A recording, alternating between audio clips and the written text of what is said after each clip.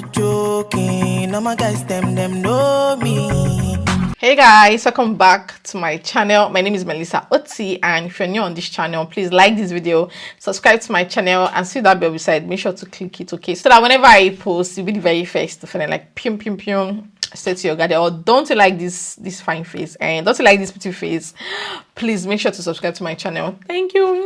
Kisses. So guys, today we're going to be talking on something really important, something that is a bit confusing. So I'm going to explain and then we'll go straight to the government website to go through it ourselves so that hopefully to clear all confusions, right? So before February 2023, if you're on the skilled worker visa, the health and care worker visa, you were not allowed to take up additional shift for more than 20 hours. Like there was a 20 hours cap in place per week, just like students. You know, students are not allowed to work more than 20 hours. If you were at the time, that was before February 23, if you were on a health and care worker visa, definitely you were not allowed to work more than 20 hours per week with another employer, more like taking up additional work, right? You were not allowed. But in February 2023, it changed, which of course I came out here to tell you guys.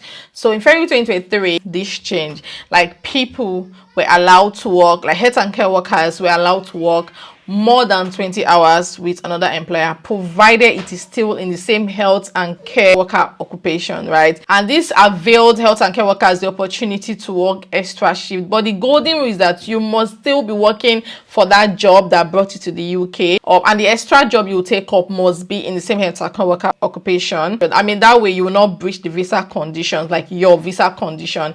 And the plan was for this to take place in just 6 months, with possible of extending or ending. It just depends, right? And a lot of people have been asking, like, okay, what's going on now? As it ended, should we continue working more than 20 hours or should we stop? Because trust me, when it comes to this visa, it is really sensitive. Like, it's something you must obey. Like, I feel like you don't even have a choice. If other people escaped it, you might be the scapegoat, right?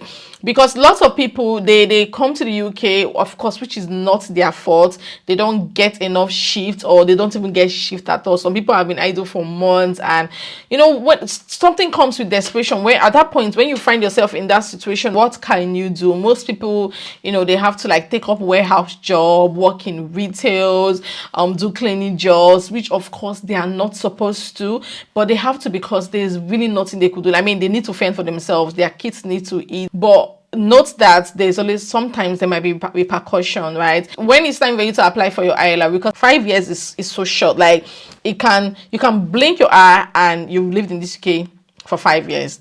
Honestly, like myself, I can't believe I'm gonna be 5 years in this country in January. Like, I can't believe that I've not even left this country for the past 5 years. Like, I keep looking back, I'm like, it was not just yesterday that I came to this country. Like, it's still so crystal clear in my head.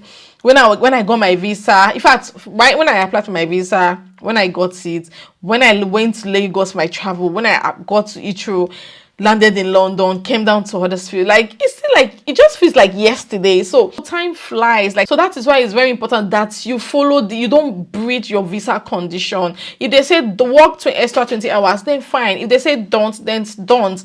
If they say you should not work outside of the occupation that brought you to the UK, don't. Like, these golden rules, you just have to obey them, so that when it's time for you to apply for ILR is very expensive. Guys, that is a topic for another day. ILR, it's freaking expensive. Like, I had no idea. I literally had no clue that you will have to pay you some of money to apply. And luckily I had my 3 kids here. Imagine if I had come here with my 3 kids, I would need to apply for each of them. I think it's freaking expensive. So it's very important for you to like stick to the rules. The visa that brought you here, you know, I know there are ways around it. I don't really know. Some persons, when they don't get enough shift and they have to work somewhere else, I don't know. I really can't say what I don't know. I know there's a way they do it. I know even if it's to work few hours with your employer, just make sure that you're working for that person that brought you to this country, that employer. Very important. Now, the reason why they allowed carers, you know, to work for more than 20 hours, firstly, is to enable them to earn extra income during this high cost of living crisis. Guys, how are you people coping with this cost of living? It's crazy. Like, it is insane.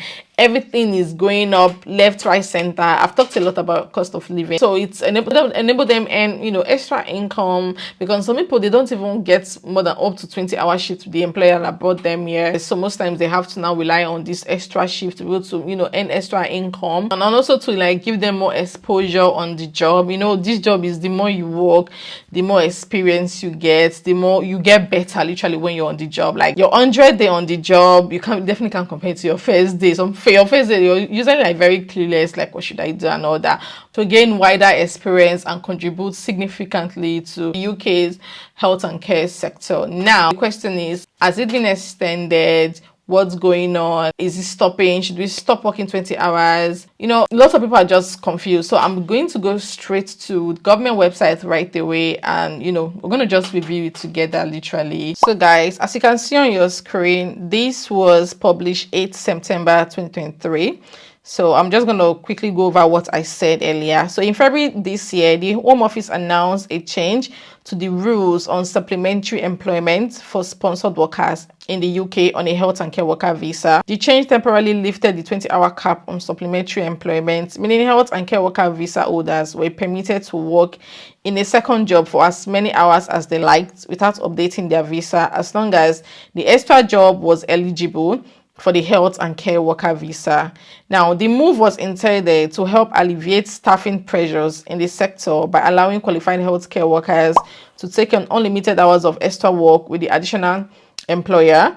However, this exemption has now been removed and the 20-hour cap on supplementary employment has resumed. Health and care workers and their employers should be aware of these current rules surrounding supplementary employment under these routes.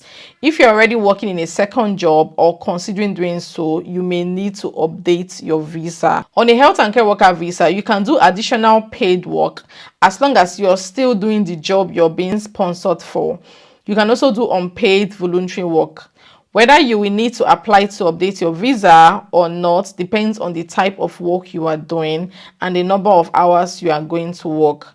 You can work up to 20 hours a week in another job without updating your visa if it's either in the same occupation code and at the same level as your first job and in a shortage occupation. You will need to update your visa if your additional job is more than 20 hours a week. You guys, you can see that that's the keyword. If your additional job is more than 20 hours a week, then you need to update your visa.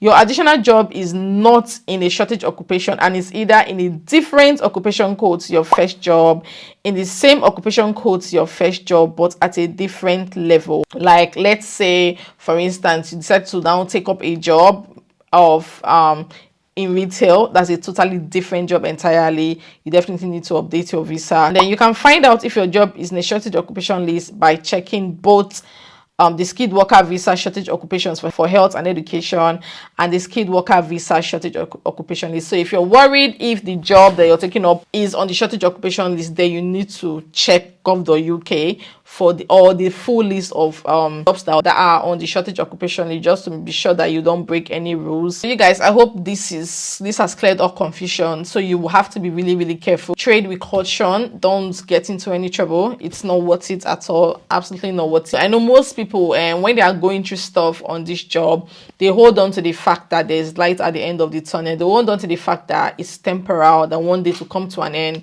they'll become British or they'll get their ILR, or they don't need to be on anybody's sponsorship, and that way they can do whatever it is that they want to do.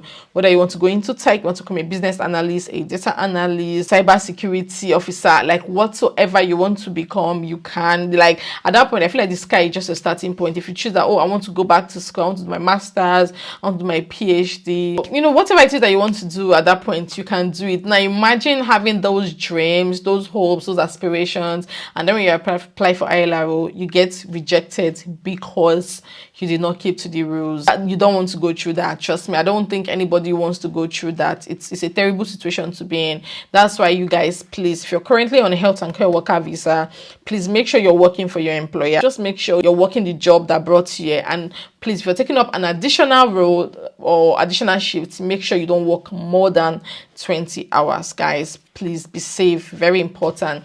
If you have any question, any concern, share with me in the comment section. And of course, thank you so much, guys, for watching this video. And of course, guys, I'll see you all in my next one. Bye, guys.